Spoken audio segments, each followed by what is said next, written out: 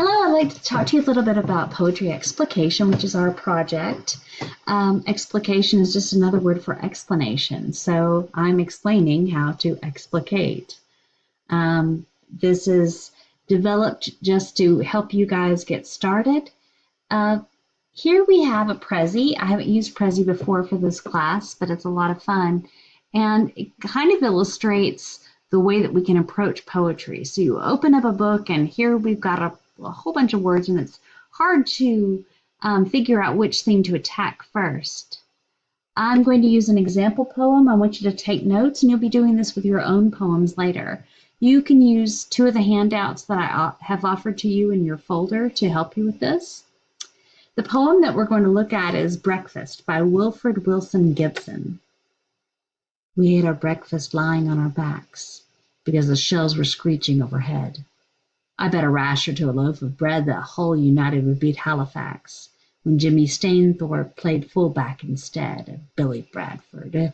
Ginger raised his head and cursed and took the bet and dropped back dead. We ate our breakfast lying on our backs because the shells were screeching overhead.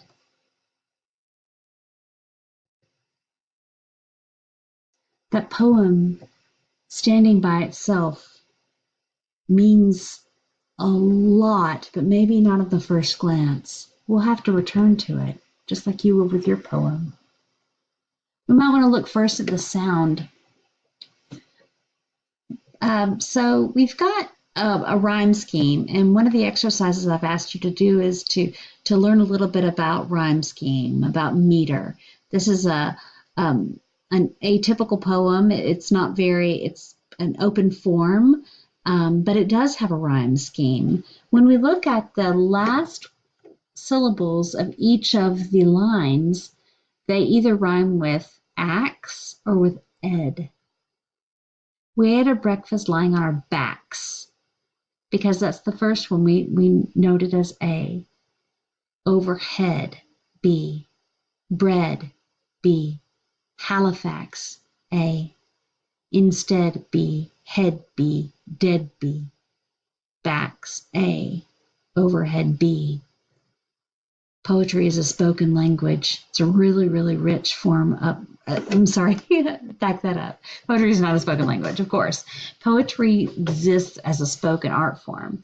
So we need to look at it. We need to listen to the sounds, not just of the rhymes, but of the other sounds that dominate within it. So I noted the z, z, z sounds that are part of because and shells. They're part of the way that we are brought into poetry, the sounds that intrigue us. We ate our breakfast lying on our backs because the shells were screeching overhead. The zzz sound sticks out to me.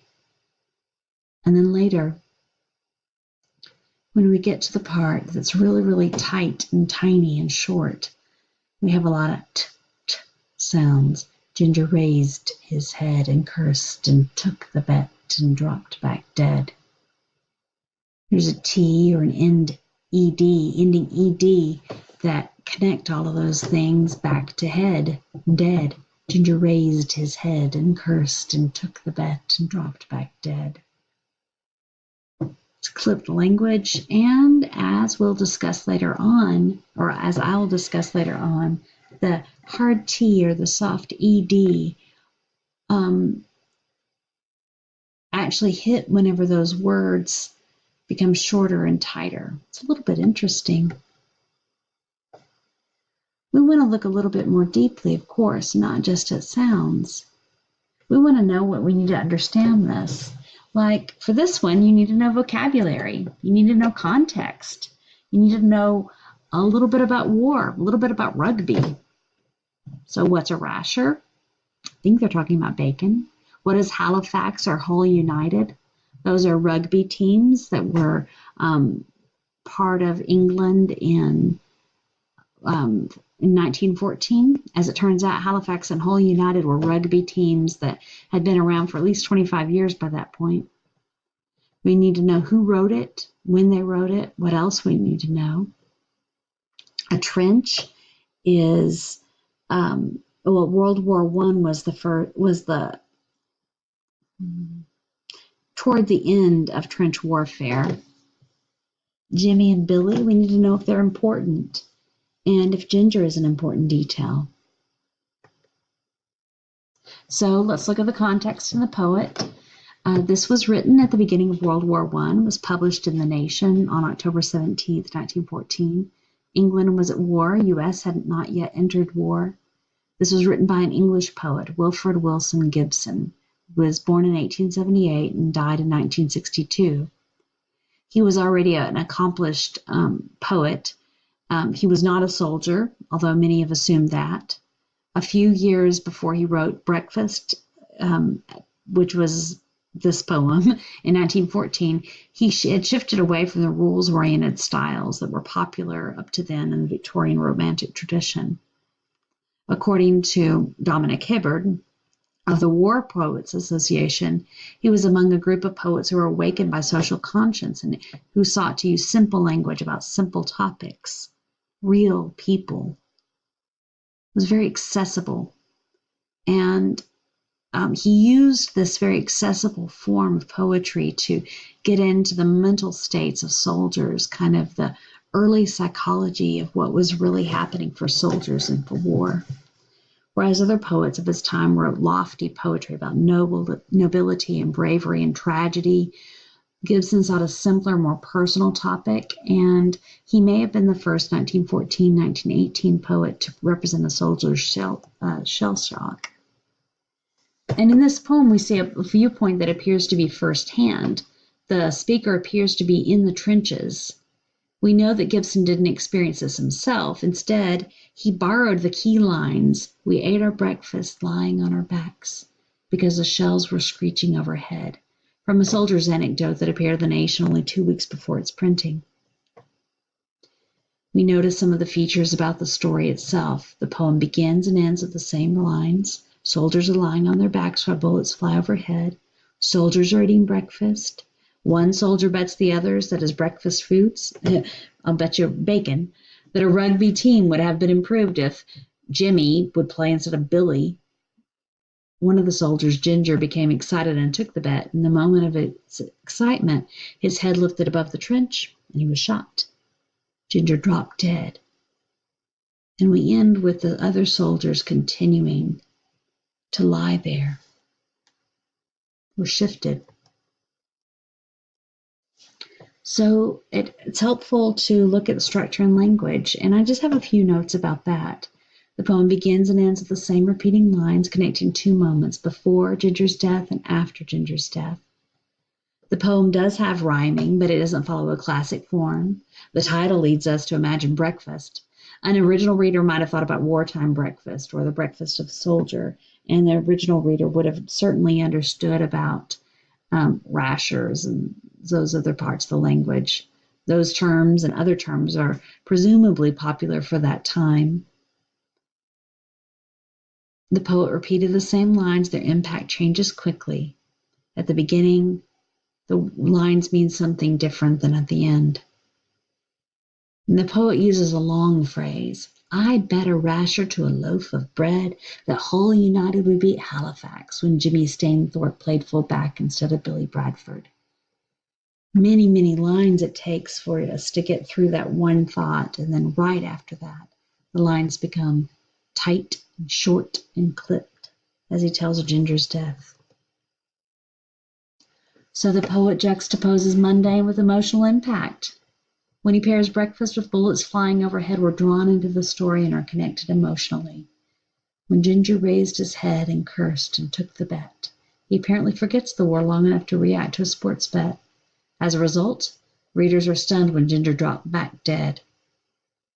Each of the clipped phrases are tiny and the language is spare. Through simple diction means word choice, Gibson offers a tight emotional vision of wartime.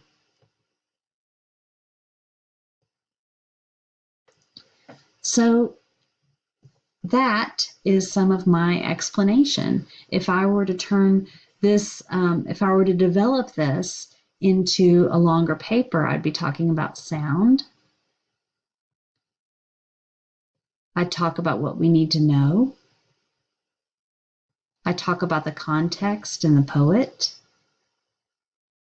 I talk about the story of the poem. I'd make a connection from the story to the meaning, and I'd look at what else we could do. I'd keep going. I'd look at structure and language, make some connections back to the meaning, and so forth. Now, it may interest you to know that Gibson affected war poets, and many of them had war poems from 1916 onwards became like Gibson's. They became short, ironic, realistic studies of ordinary soldiers, and they were aimed at the civilian conscience, getting people who were back home to understand what war was like. But now that I've done it, you can do it. Using the poem you've chosen, explain the elements, explain the meaning.